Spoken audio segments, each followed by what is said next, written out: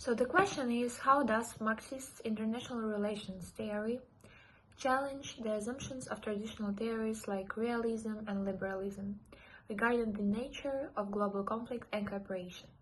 In what ways does Marxist theories focus on economic structures, class struggle, and global capitalism provide a different lens for understanding power dynamics in the international system, and how relevant is the framework for analyzing contemporary issues, such as global inequality, imperialism, or the influence of multinational corporations? So, Marxist theory offers a completely different way of understanding international relations compared to traditional theories like realism and liberalism. Instead of focusing on states and their power, Marxism focuses on economic system, class struggles, and the global capitalist system. This challenges how we think about conflict and cooperation between countries. So, realism and liberalism and Marxism.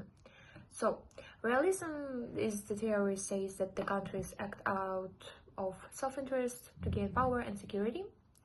Liberalism, this story believes that countries can cooperate through diplomacy and international institutions, reducing conflict and promoting peace. Marxism's challenge. Marxist theory challenges both realism and liberalism by saying that economic inequality and class struggles are the main causes of global conflict.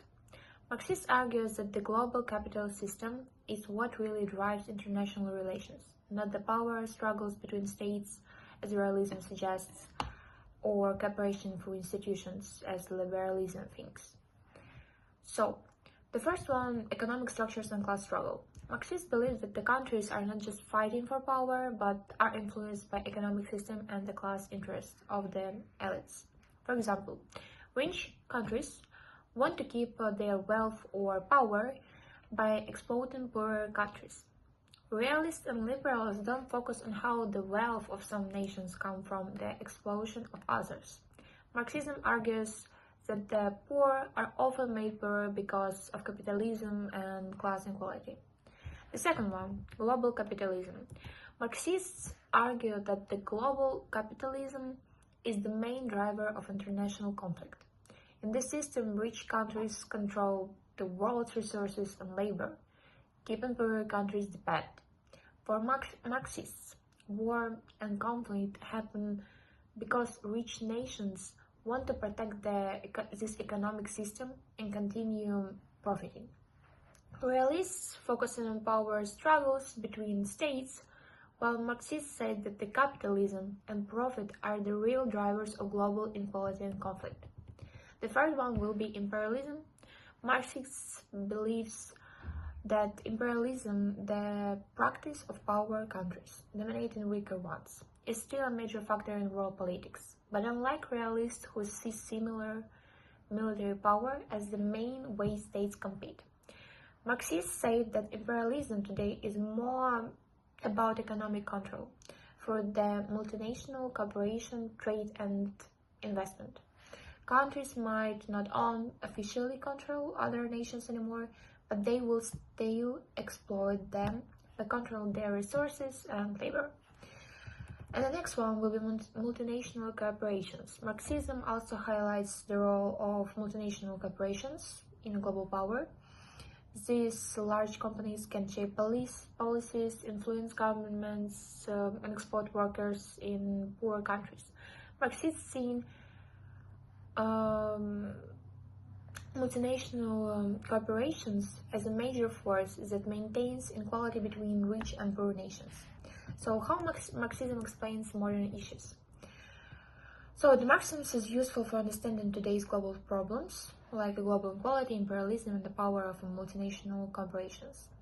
First of all, global inequality. Marxists explain global inequality by saying that the rich countries stay rich by exploiting poor countries. For example, many poor countries provide resources and cheap labor to richer countries, but they don't benefit as much from the profits.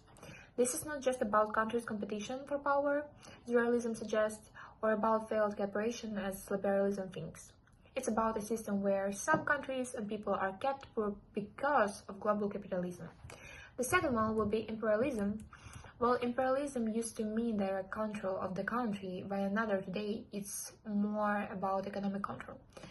Rich countries and corporations still dominate poorer countries, controlling the resources and exploiting workers. For example, wealthy nations often rely on the poor countries for cheap labor and raw materials, and multinational corporations make huge profits while local people don't benefit much.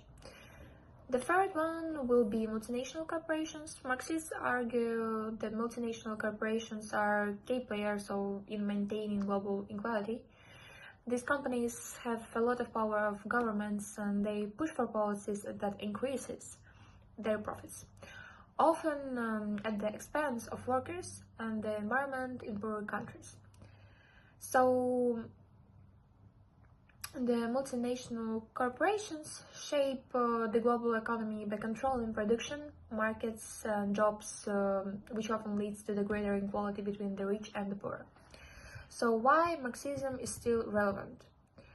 Marxism remains relevant because it helps explain why global inequality still exists. It shows how the capitalist system keeps wealth and power in the hands of a few while the majority of the world remains poor or exploited. For example, global inequality is still an issue because of the way wealthier countries and corporations exploit poorer nations. Countries maybe not go to the war as often as in the past, but economic control and exploitation continue to shape world politics. The rise of multinational corporations has always increased the power imbalance. So, to sum up all information, Marxist theory challenges the ideas of realism and liberalism by focusing on economic inequality, capitalism, and class struggles as the main forces shaping global politics. It shows that global conflict doesn't just from power struggles between states or failed cooperation through institutions, but from an economic system that benefits the rich and keeps the poor dependent. By focusing on the global capitalist system, imperialism, and the power of multinational corporations, Marxism provides a different way of understanding why the world is unequal and why conflict still exists. This approach is especially helpful for analyzing issues like global inequality, economic explosion, and the influence of big corporations today.